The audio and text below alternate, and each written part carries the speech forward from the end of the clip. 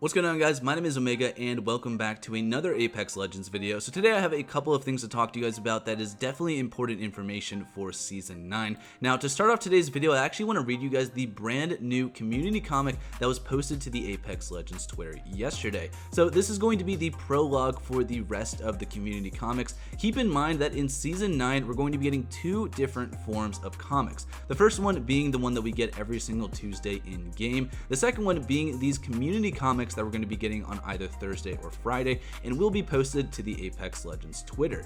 Now, the reason that they're apparently doing this is because this season's story is literally going to involve every single legend. So there is no way they would be able to give every legend a spotlight in just the in-game version. So they're making these community comics to help kind of spread out the information and make sure that every legend gets a part of this story. Now, according to Tom Cassiello, one of the writers for Respawn, he said you can read the in-game comic without the community comics and understand that part of the story. Likewise, you can read the community comics and not the in-game comics and understand that part, but you won't get the whole story if you don't read both. Now, this comic starts off by introducing to us Angela Vazia, who's actually the same reporter who interviewed Bangalore back in Season 1, and in this comic, she was hired to investigate the ship that recently landed on Olympus. She was accompanied by a woman named Grace Rashid, who is apparently the director of security. Her job was to interview fans who were traveling to Olympus for a massive party they were having. It also says that the people that she interviewed included a woman claiming that her son's a legend but wouldn't tell who it was. It's possible that this is Mirage's mother. She also mentioned, or the guy trying to bribe me to not tell his boy he's here. I was thinking maybe that could be Octane's father. It could also be Gibraltar's father, but I'm not 100% sure.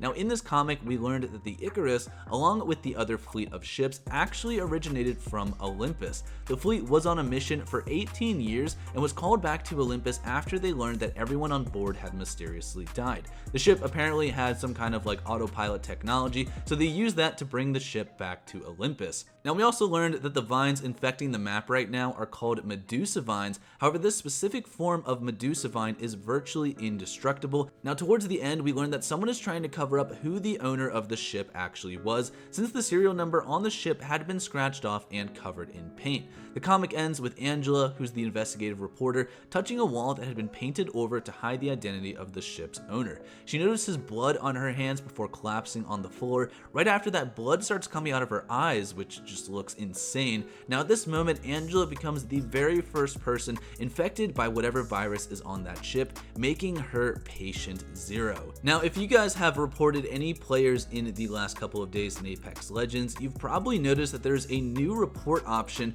for smurfing. Now, for those of you guys that don't know what smurfing is, it's basically when a very high level player will make a brand new account just to farm low level lobbies and get a ton of kills against people who are brand new to the game. It could also be considered anyone who is purposefully trying to throw games just to keep their rank at a lower level. Now, there was some confusion from the community on what actually entails smurfing. One guy named Real Urice made a tweet saying, "So does this mean I can get banned for doing the solo to masters in all legends challenge?" It's got a response from Respawn Hideouts, who, as you guys know, is the guy that controls all of the banning in Apex. So he said, "No, this is intended for players that abuse the system and create new accounts consistently to farm lower level lobbies. Having one smurf to do a grind like that will not get you banned." He also said, "All I ask is that everyone do not abuse it. It's truly unfair to lower level players to have to deal with this. I will ban if I see anyone consistently in lower level lobbies on a smurf."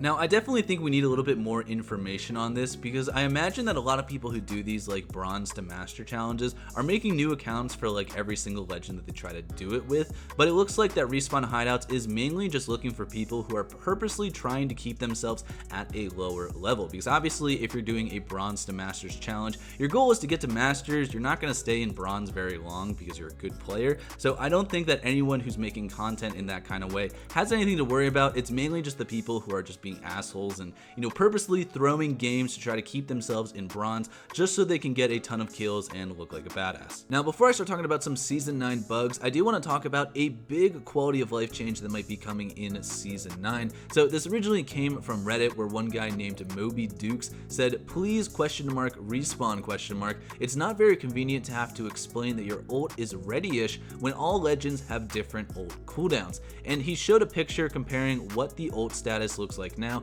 As you guys know, it goes up in forms of percentages, but he explained that it would be much better if it actually was just a countdown timer. This actually got a response from Respawn Pav, one of the developers over at Respawn. He said, "Love this idea, will share it with the team." Now, as you guys know, we were expecting a quality of life change in Season 8 to be able to tell your teammates that your ultimate is ready. I imagine if this does go through with the Apex team, we'll probably get both those things around the same time. I imagine we'll get some more information about this and probably a lot of other questions that we have about Season 9 in the Reddit AMA that is happening next Friday. This came from Ryan Rigney over on Twitter. As you guys know, every season Apex Legends does an AMA where fans ask them questions regarding what content we got. So we'll probably learn what's going to be getting buffed, what's going to be getting nerfed, as well as why they added certain things in this season. And I'm going to call it right here, right now. I'm guaranteeing that they're going to talk about the bow and how it's probably going to be nerfed. It's a very, very good weapon right now. Plus the fact that it's like a silent Kraber. Dude, it is so insane. So I'm excited to see what they have to say